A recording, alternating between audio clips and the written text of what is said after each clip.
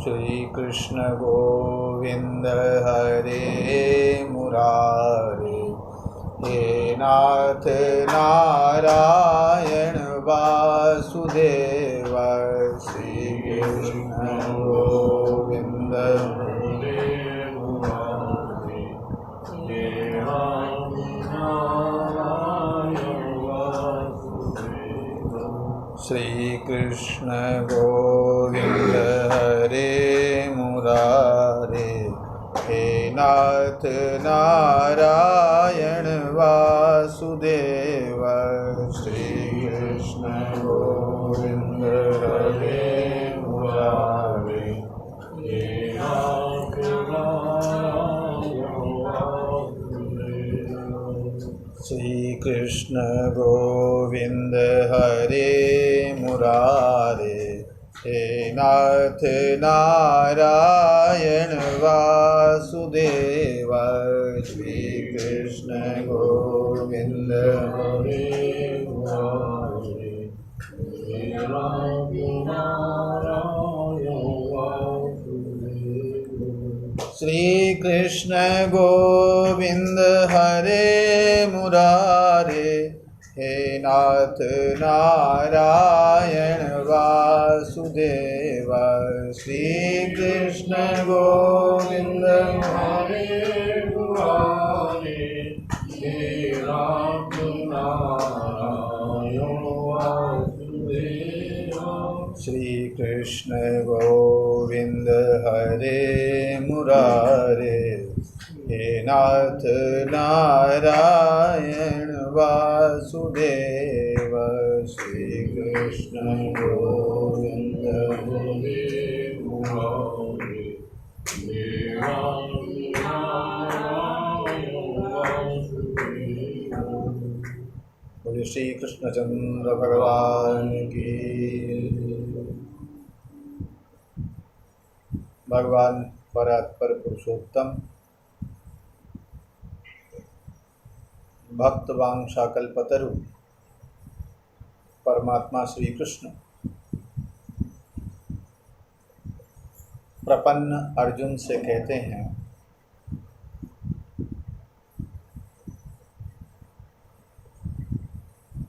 कि इस देह में, देही के इस देह में तीन अवस्थाएं आती हैं, जाती हैं, पर देही जैसा का तैसा अविकृत बना रहता है। एक बार श्लोक फिर दोहरा लें। देहिनोऽस्मिन् यथा देहे, देहिनोऽस्मिन् यथा कौमारं यौवनं जरा, कौमारं यौवनं जरा, तथा देहान्तरप्राप्तिर्तथा देहान्तरप्राप्तिः, धीरस्तत्र न मुह्यति, धीरस्तत्र न मुह्यति।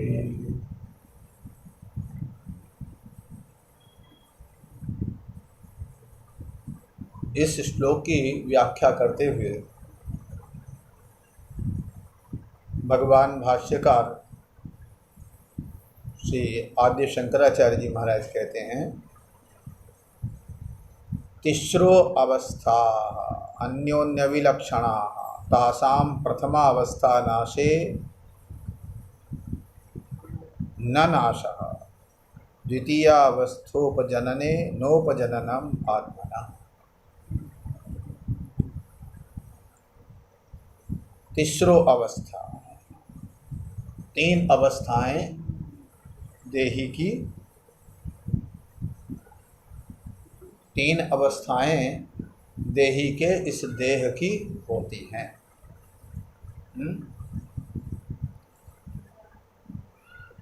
तीन बताई है भगवान ने, और कहीं कहीं 6 अवस्थाएं बताई, श्रीमद् भागवत में भी बताई 6 अवस्थाएं। शरीर की 6 अवस्थाएं।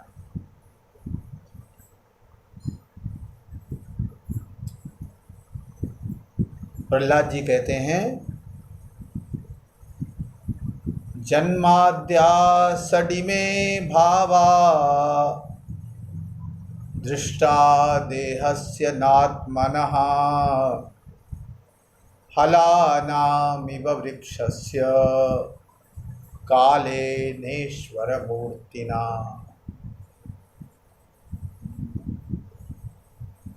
इन्हीं को बोलते हैं सद्भाव विकार।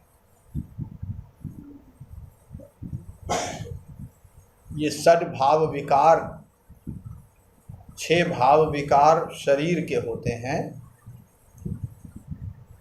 देहस्य इमे इमाः षड्भावाः जन्माद्याः, जन्म आदि इमाः अवस्थाः और इमे भावाः। जन्माद्या षडिमे भावाः, इमे जन्माद्याः षड्भावाः देहस्य दृष्टा आत्मनः न।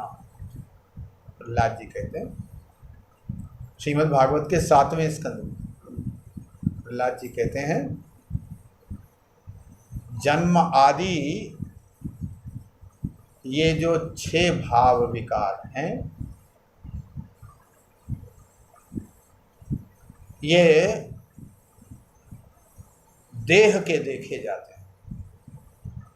वहाँ भी देह शब्द ही प्रहलाद जी ने बताया।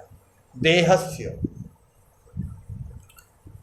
ये 6 भाव विकार देह के होते हैं, आत्मा के नहीं होते। 6 भाव विकार कौन है? पहला है जायते, दूसरा है अस्ति, तीसरा है वर्धते, चौथा है विपरिणमते और 5वां है अपक्षीयते और 6ठा है विनश्यते। ये 6 भाव विकार, ये 6 अवस्थाएं हैं। भाव विकार कह लीजिए, चाहे अवस्था कह लो। ये शरीर की 6 अवस्थाएं होती हैं। पहला है जायते, जन्म। किसी के यहाँ ढोलक बज रही थी, गीत गाए जा रहे थे, मजीरे खनक रहे थे। अरे भाई, आज कैसा उत्सव मनाया जा रहा है? बोले बालक हुआ है, जायते। 2-4 दिनों बाद वही व्यक्ति आया, पूछा, भाई वो बालक जो हुआ था वो ठीक ठाक है? बोले हाँ है, अस्ति। जायते अस्ति। और फिर वर्धते, फिर वो बड़ा होने लगा धीरे धीरे। वर्धते, वृद्धि। वैसे तो बढ़ नहीं रहा है, घट रहा है। आयु तो घट रही, पर कबीरदास जी कहते हैं घटनी को बढ़नी का है, घटनी को बढ़नी का है। सार दूध को खोया और रंगी को नारंगी का, देख कबीरा रोया। तो जो घिसती रहती है उसको बोलते बढ़नी। झाड़ू, झाड़ू को बढ़नी बोलते हैं। तो जो घिसती रहती, घटती रहती, उसको बोलते हैं बढ़नी। और जो दूध का सार है उसको बोलते खोया। यदि वो खोया है तो पाया क्या है? असली पाया तो वही है, और उसको बोल दिया खोया। सार दूध को खोया और रंगी को नारंगी का, और जिसमें कितना बढ़िया रंग है उसको बोलते नारंगी। ये उल्टी बातें संसार के लोगों की सुन सुन के कबीर दास जी को रोना आ गया। क्या बोल रहे हैं ये सब उल्टे सुलटे। तो वर्धते, वैसे तो आयु घट रही है लेकिन बोलते हैं वर्धते कि वृद्धि हो, भैया बड़ा हो गया तो और बड़ा हो गया और बड़ा हो गया। वर्धते तो जायते अस्ति वर्धते, और फिर विपरिणमते, दाढ़ी मूछ आ गई, परिणाम हो गया विपरिणमते, और उसके बाद धीरे धीरे बाल सफेद हो गए, आँख से दिखाई नहीं पड़ रहा है, कान से सुनाई नहीं पड़ रहा है, हाँ, पैर डगमगा रहे हैं, हाथ कांप रहे हैं, अपक्षीयते, शक्ति क्षीण होने लगी। ये है वृद्धावस्था। और अंत में विनश्यति, श्वास निकल गई, क्या हुआ? बोले राम नाम सत्य। ये जो 6 अवस्थाएं हैं ये किसकी हैं? बोले देहस्य दृष्टा इमे षड्भावा देहस्य दृष्टा। ये जो 6 भाव हैं, 6 भाव विकार हैं, ये शरीर के देखे जाते, प्रत्यक्ष देखे जाते हैं। कि शरीर पैदा होता है, शरीर में अस्थि अस्थि है, हाँ ठीक है ये, हाँ, और शरीर में वर्धते होता है, बढ़ रहा है, ये इतना बड़ा हो गया, इतना बड़ा हो गया, हाँ, दाढ़ी मूंछ शरीर में ही निकलती है, शक्ति शरीर की क्षीण होती है, और अंत में शरीर ही साथ छोड़ के चल देता है, शरीर नष्ट हो जाता है, रोकना चाहो तो भी नहीं रुकेगा, सड़ जाएगा, तो विनश्यति, नाश होता है उसका। तो ये जो 6 अवस्थाएं हैं ये शरीर की हैं, प्रहलाद जी कहते हैं। कैसे? यहाँ एक दृष्टांत दिया, फलानामिव वृक्षस्य कालेनेश्वर मूर्तिना। जैसे आम का पेड़, उसमें पहले छोटे छोटे फूल आए, बौर आया, और उसके बाद फिर उसमें छोटे छोटे फल लग गए, और फिर वो बड़े हुए, और उसके बाद उनमें गुठली आ गई, थोड़ा बड़े हुए, उसके बाद फिर वो परिपक्व हो गए, गुठली आ गई, हाँ, और फिर वो टपका बन गए, पक गए, रसीले हो गए, और फिर पेड़ से नीचे धरती में टपक गए। तो कौन पैदा हुआ, कौन बड़ा हुआ, किसमें गुठली आई, कौन पका, कौन नीचे गिरा? फल।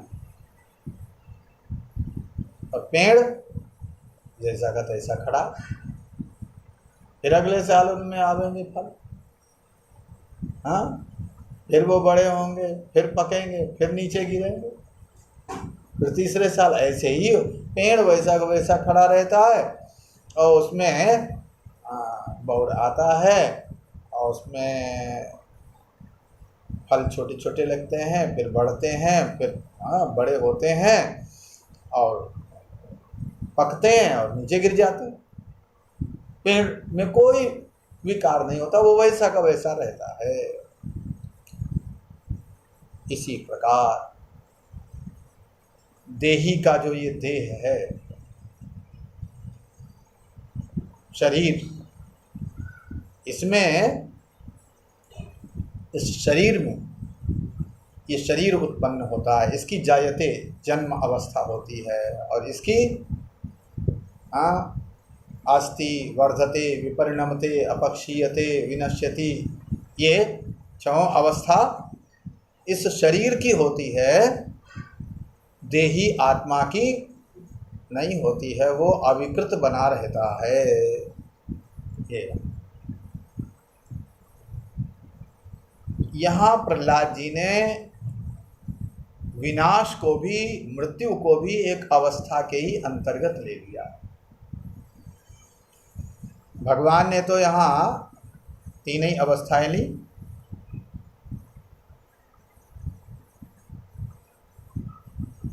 देहिनोस्मिन यथा देहे कौमारम यौवनम जरा, बाल्यावस्था, युवावस्था और वृद्धावस्था। लेकिन प्रहलाद जी ने मृत्यु को भी अवस्था के अंतर्गत ले। इसका अभिप्राय यह है कि मृत्यु भी एक अवस्था है शरीर की, ये मान लो। अवस्थांतर है, जैसे जैसे बाल्यावस्था से युवावस्था है भिन्न, जैसे युवावस्था से वृद्धावस्था भिन्न है, उसी प्रकार वृद्धावस्था से मृत्यु की अवस्था भी शरीर की है, और वो इन सब अवस्थाओं से भिन्न है। जो एक जगह और मृत्यु को ही अवस्था माना है, यहाँ तो 6 ही अवस्था मानी, और एक स्थान पर 9 अवस्थाएं मानी शरीर। कितनी है? 9। पहली है निषेक, आधान, गर्भाधान, निषेक। दूसरी हुई गर्भ, गर्भ में जब बच्चा आया, गर्भ में बालक रहता है, तो ये एक उसकी अवस्था हुई। तीसरा हुआ जन्म, निषेक, गर्भ, जन्मानि, बाल्य, कौमार, यौवनम। तो पहला हुआ निषेक, दूसरा हुआ गर्भ, तीसरा हुआ जन्म, चौथा हुआ बाल्य, पांचवा कौमार, छठा यौवन, और वयो मध्य, प्रौढ़ावस्था, 50 साल के हो गए, वयो मध्य, जरा, फिर आया बुढ़ापा, 60 आ गए, 60 साल के, धीरे धीरे बुढ़ापा आ गया, वयो मध्य, जरा, और बाद में मृत्यु। इत्यवस्था तनोर नव, ये तनु की, इस शरीर की 9 अवस्थाएं हैं। यहाँ भी मृत्यु को एक अवस्था ही माना है। तो इसका वैसे तो ये जो 6 हैं या 9 हैं, ये 3 में ही इनका अंतर्भाव हो जाता है, या ये जो भगवान ने 3 कही हैं, ये 9 की उपलक्षण है ना? 9 की उपलक्षण है या 6 की उपलक्षण है, या शरीर की समस्त अवस्थाओं की उपलक्षण, जितनी भी कल्पना कर लें आप, ये आपकी इच्छा है ना? तो इन सब की उपलक्षण।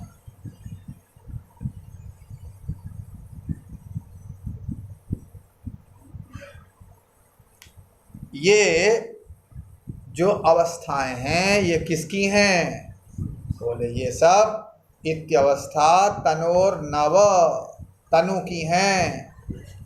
ये सब अवस्थाएं शरीर की हैं, आत्मा की नहीं हैं। तो भगवान भाष्यकार कहते हैं, तिस्रो अवस्था अन्योन्य विलक्षणा। तीसरो अवस्था अन्योन्य विलक्षण, 3 अवस्थाएं,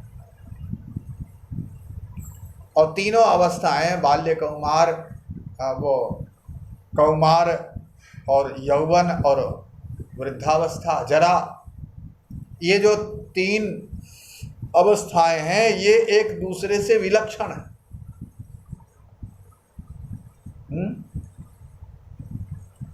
और युवावस्था में कैसा शरीर रहता है, कैसी सोच रहती है, और वृद्धावस्था में कैसी सोच हो जाती है, कैसा शरीर हो जाता है, तो विलक्षण हुआ ना। बाल्यावस्था में जैसे खेल खेलता है, क्या बूढ़ा जो है, बूढ़ा व्यक्ति वो तो अपने खेल को सोच सोच के, बालक में हम क्या क्या खेलते थे उसको सोच सोच के वो हंसी आती, अरे ये भी खेलते थे, ऐसे भी खेलते थे, है ना। क्यों? बोले वृद्धावस्था उससे सर्वथा विलक्षण है। बाल्यावस्था से वृद्धावस्था सर्वथा विलक्षण, युवावस्था वृद्धावस्था से और वृद्धावस्था युवावस्था से विलक्षण। तो तीनों अवस्थाएं एक दूसरे से परस्पर विलक्षण है, सर्वथा विलक्षण। और तासाम प्रथमावस्था नाशे न नाशो,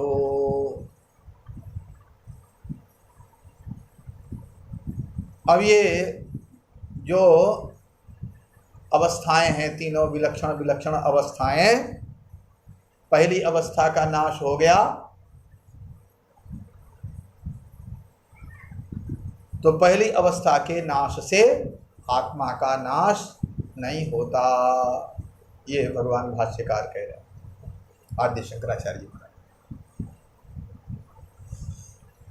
बाल्यावस्था के नाश से आत्मा का नाश नहीं होता, और द्वितीयावस्थोपजनने नोपजननम आत्मनः, पहली अवस्था का नाश हुआ और दूसरी अवस्था उत्पन्न हुई। तो पहली अवस्था के नाश से आत्मा का नाश नहीं हुआ, और द्वितीय अवस्था के उपजनन से, द्वितीय अवस्था की उत्पत्ति से आत्मा की उत्पत्ति नहीं हुई। तो आत्मा की न उत्पत्ति हुई और न आत्मा का नाश हुआ।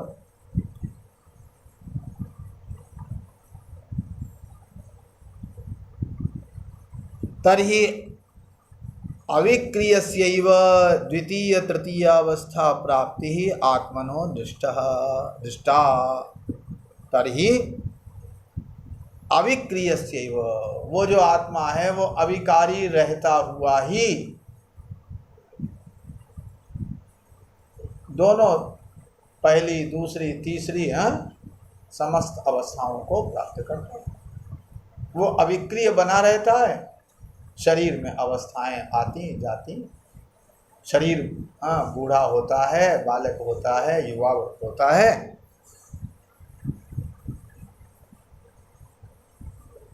तद्वदेव देहाद अन्यो देहांतरम तस्य प्राप्ति ही, देहांतर प्राप्ति ही अविक्रियस्यैव आत्मनः।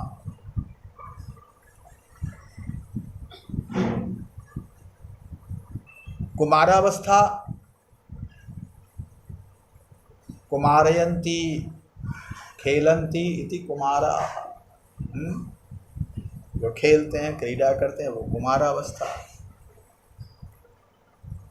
युवावस्था, इन तीनों में, इन तीनों अवस्थाओं में, तीनों अवस्थाएं परस्पर एक दूसरे में नहीं रहती हैं।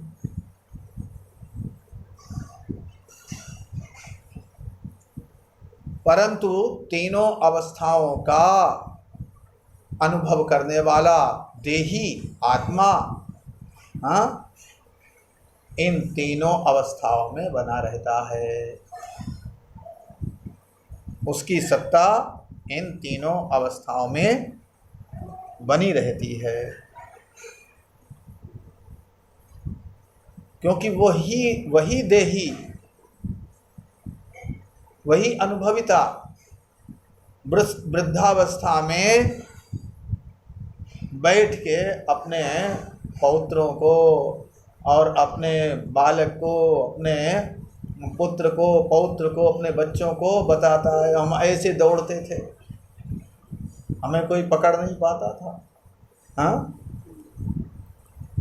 तुम क्या काम करते हो, हम ऐसे काम करते थे युवावस्था में, और तुम क्या खाते हो, कुछ नहीं खाते हो, हम इतना खाते हो, हम एक हम 5-5 किलो दूध पी जाते थे, बता था, सब पचा लेते थे, तुमको 1 गिलास नहीं पचता। हाँ, वो अपने युवावस्था के और बाल्यावस्था के अनुभवों का स्मरण करता हुआ अपने पुत्र पौत्र आदि से उनका वर्णन करता है। तो यदि वो अनुभविता भिन्न हो, बाल्यावस्था में बाल्यावस्था का अनुभव करने वाला, युवावस्था का अनुभव करने वाला अनुभविता वृद्धावस्था के अनुभविता से, अनुभव करने वाले से पृथक हो, तो वो वृद्धावस्था में बैठ के पुत्र पौत्र प्रपौत्रों से बाल्यावस्था के और वृद्धावस्था युवावस्था के अनुभवों का स्मरण करता हुआ, विषयों का स्मरण करता हुआ, हाँ, वो कैसे वर्णन कर सकता है, उन्हें कैसे बता सकता है? इसलिए इससे ये सिद्ध होता है, इन स्मरणों से, इन प्रतिभिज्ञाओं से ये सिद्ध होता है कि वो अनुभविता आत्मा एक है, देही एक है। ये यहाँ कह रहे हैं।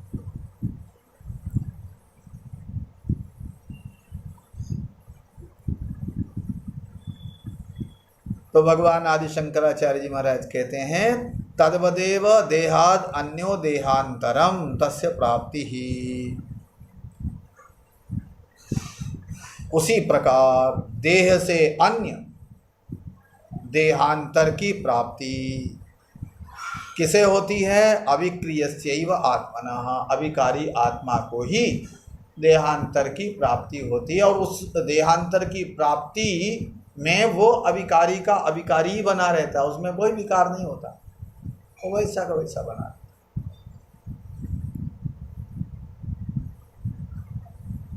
तो यहाँ ये सिद्ध करना चाहते हैं कि जैसे ये तीनों अवस्थाएं हैं शरीर की, वैसे ही मृत्यु भी एक अवस्था है। और जब इन तीनों अवस्थाओं के आने पर बालक बड़ा होता है, हाँ, शिशु जो है वो थोड़ा सा बड़ा हुआ, कुमार हुआ, कौमारावस्था आई, युवा हुआ, और युवा के बाद वृद्ध हुआ, तो क्या कोई रोते पीटते हैं? रोना पीटना तो दूर, तो रजत जयंती, स्वर्ण जयंती और हीरक जयंती मनाते हैं। हाँ, अरे अब तो जो है 25 साल के हो गए, 50 के हो गए। हाँ, और हीरक वाली कितने की होती है?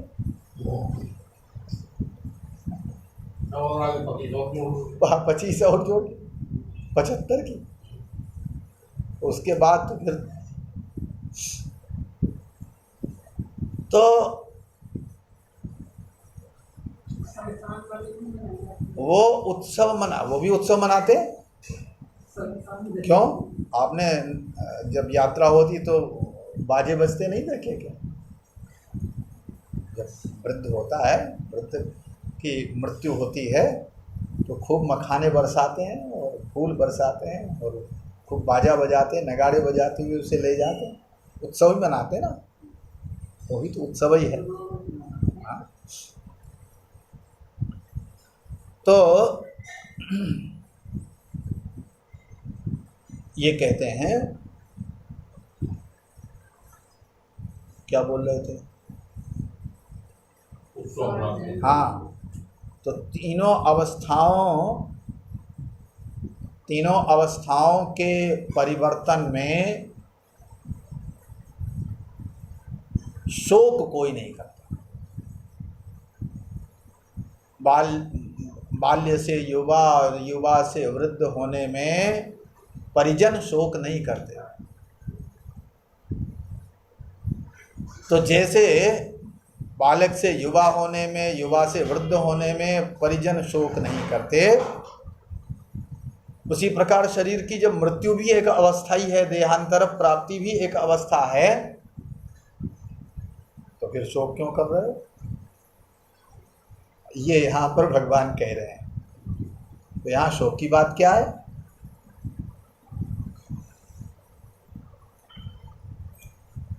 देहांतर प्राप्ति है क्या?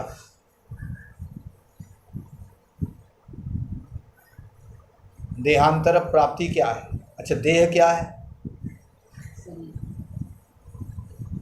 शरीर और देह तो पर्यायवाची हो गए। देह क्या है? देह है पंच महाभूतों की राशि। हाँ, पंच महाभूतों का सम्मिश्रित पिंड जो है वो देह है।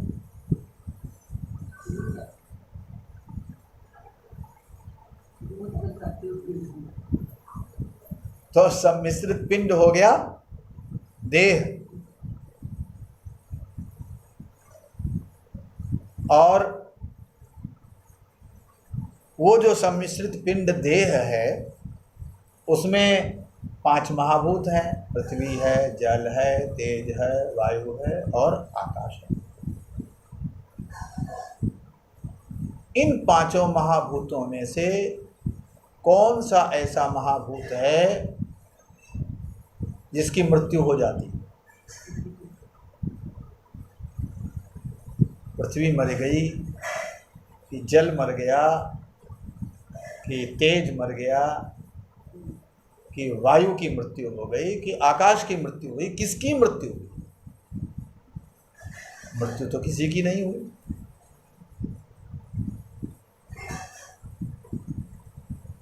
वास्तव में आकृति परिवर्तन को ही मृत्यु कहते हैं। आकृति परिवर्तन,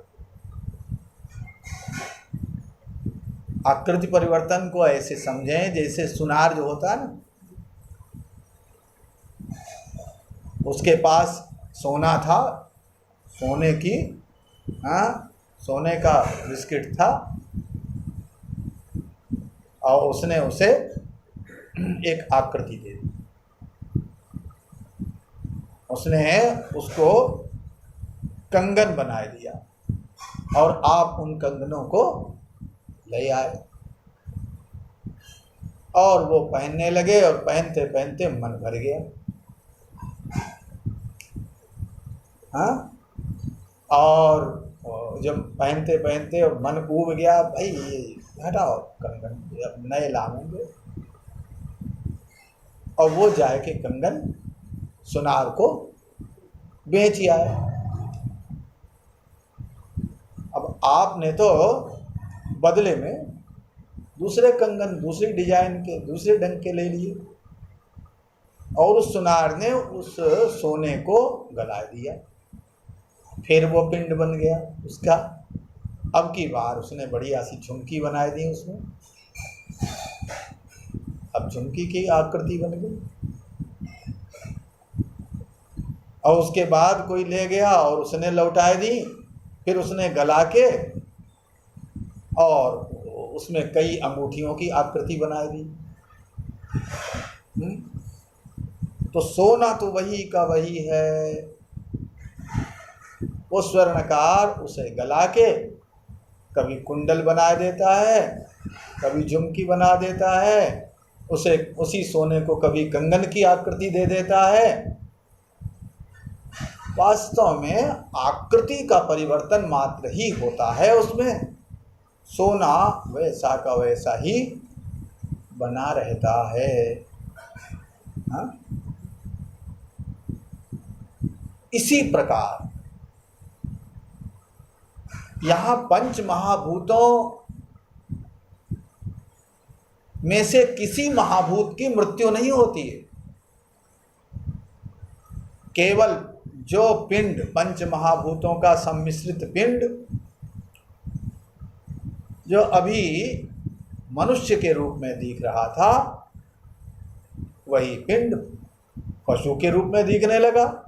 जो पशु के रूप में दिख रहा था, वो मनुष्य के रूप में दिखने लगा। पिंड तो वही है, अब वो आकृति उसमें विधाता ने उसके संस्कार, कर्म संस्कारों के अनुसार उस पंच महाभूतों के सम्मिश्रित पिंड में केवल आकृति परिवर्तन कर दिया।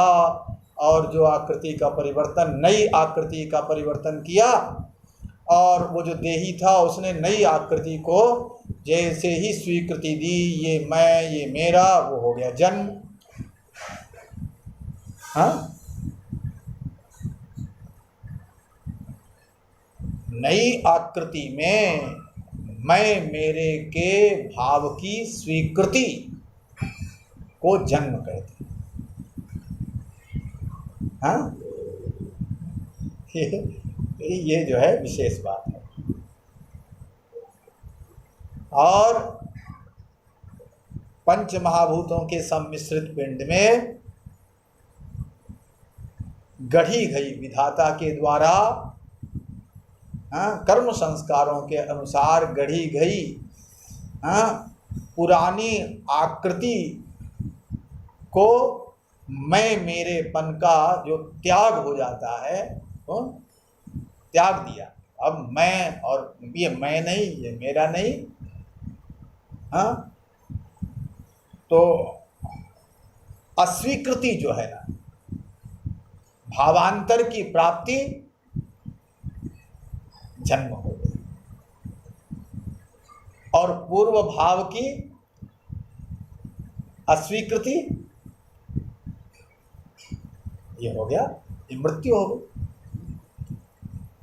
श्रीमद् भागवत में आया, जंतोर्वै कस्यचित् धेतोः मृत्युरत्यंत विस्मृति।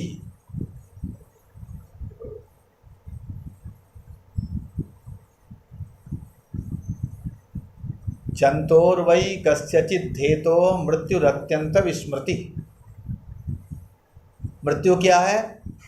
जंतु हो, जो जायमान है, पैदा होता है, जन्मता है, मरता है, या जन्म, शरीर के जन्म को, जो मेरा जन्म, मैं जन्म ले रहा हूँ, या शरीर की मृत्यु को जो अपनी मृत्यु मानता है, शरीर के जन्म को जो अपना जन्म मानता है, वो जंतु। जंतु का मतलब जीव। शरीर के जन्म को अपना जन्म, और शरीर की मृत्यु को अपनी मृत्यु, इस प्रकार के भाव को जिसने स्वीकृति दे दी है, वो हो गया जंतु।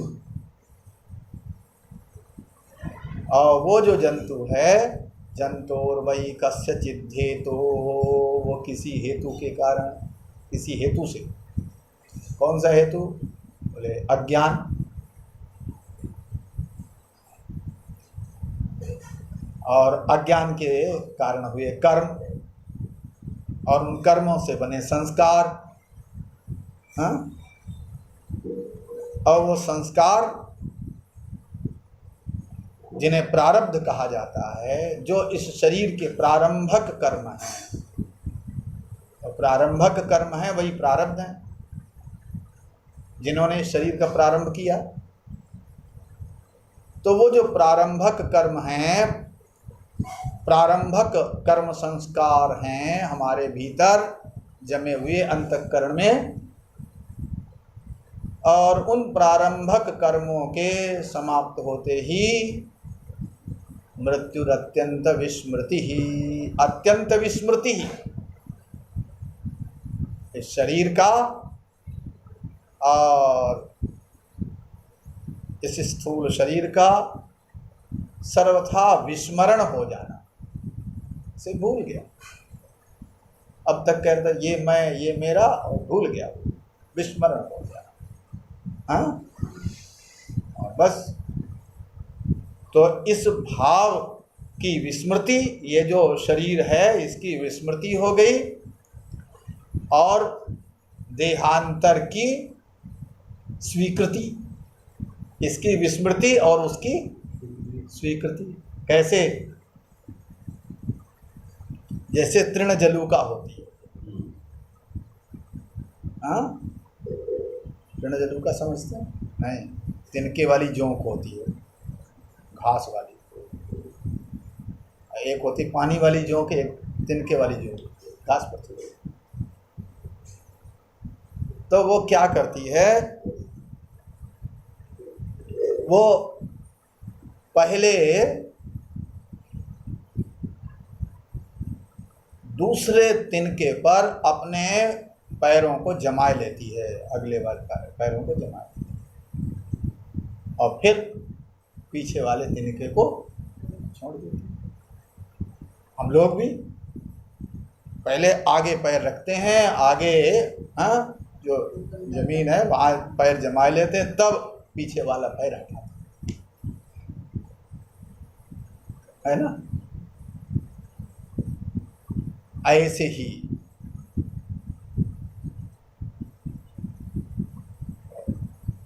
पहले भावांतर देहांतर को स्वीकार करता है जंतु,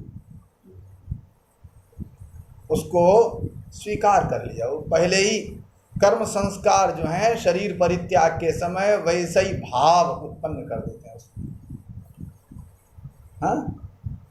वैसी वासनाएं, इसीलिए तो कहा जाता है ना, जैसा चिंतन होगा शरीर परित्याग के समय वैसे ही अगला शरीर में लगे। चिंतन का मतलब वैसा भाव बन जाएगा, वैसा ही अंतःकरण में तदाकार मन हो जाएगा, तदाकार मन। और तदाकार मन हुआ और शरीर छूट गया, और फिर वैसा ही शरीर। तो पहले शरीर परित्याग के समय तदाकार मन होके हमने उस आकार को स्वीकृति दे दी, स्वीकार कर लिया, और स्वीकार कर लिया फिर इसका त्याग कर दिया, इसकी विस्मृति हो गई और उसकी स्वीकृति हो गई। ये हो गया मृत्यु और जन्म।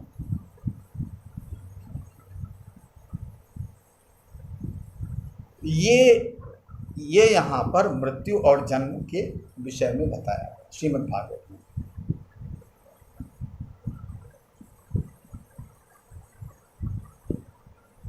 तो भगवान भाष्यकार कहते हैं कि जैसे बाल्य कौमार यौवन ये शरीर की अवस्थाएं होती हैं, बाल्य यौवन और वृद्धावस्था। बाल्य कौमार तो एक ही हो गए, कौमार यौवन और वृद्धावस्था, ये तीनों जैसे शरीर की अवस्थाएं होती हैं, उसी प्रकार मृत्यु भी एक अवस्था है।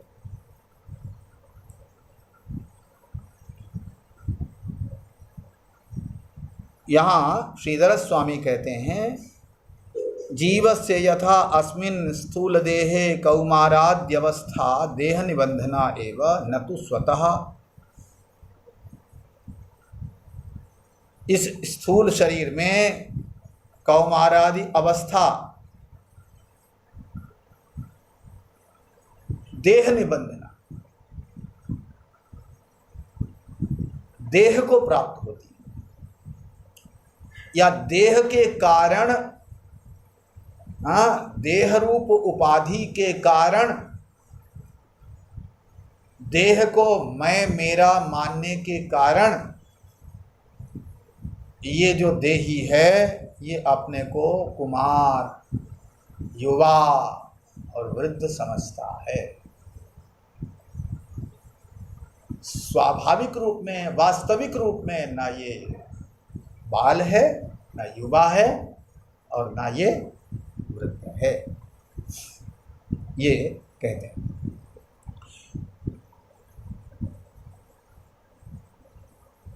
पूर्व अवस्था नाशे अवस्थान्तरोत्पत्तौ अपि स एवाहमिति प्रत्यभिज्ञानात्। पूर्व अवस्था के नाश होने पर और दूसरी अवस्था के उत्पन्न होने पर भी वही मैं हूँ ऐसा स्मरण बना रहता है। इससे ये सिद्ध होता है कि आत्मा की ये वास्तविक अवस्थाएं नहीं हैं। इतनी बात तो आ गई। अब ये कहते तथैव देहांतर प्राप्तिरपि लिंग देह निबंधना।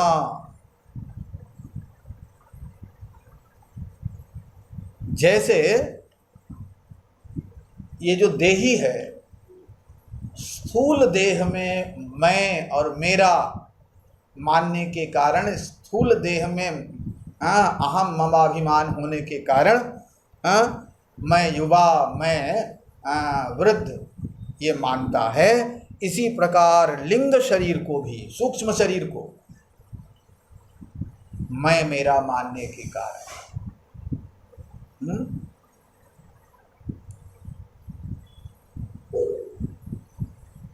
देहांतर प्राप्ति ही अपनी मृत्यु मानी जाती है। मृत्यु जो है लिंग देह निबंधना एव न तो तावता आत्मनो नाशा। जो लिंग शरीर होता है, सूक्ष्म शरीर होता है ना, सूक्ष्म शरीर एक स्थूल शरीर को छोड़ के स्थूल शरीर से, इस स्थूल शरीर से दूसरे स्थूल शरीर में सूक्ष्म शरीर जाता है। तो ये जो आगमन और गमन है, आना जाना जो है, इसमें इस शरीर में आए, इसको स्वीकार किया और उस शरीर में गए, उसको स्वीकार, ये किससे हो रहा है? बोले ये सूक्ष्म शरीर के द्वारा हो, सूक्ष्म शरीर को उपाधि मानने के कारण, मैं मेरा मानने के कारण। न तो तावतात्मनो नाशः, इसलिए आत्मनो नाशः न, आत्मा का नाश नहीं होता है। जात मात्रस्य पूर्व संस्कारेण स्तन्यपानादौ प्रवृत्तिर दर्शनात्। अब यहाँ ये प्रश्न होता है, कितना समय हो गया? समय तो हो गया, कल करते हैं, समय हो गया, शेष करके कल और फिर अगला श्लोक प्रारंभ करेंगे। बोलो श्री कृष्णचंद्र भगवान की।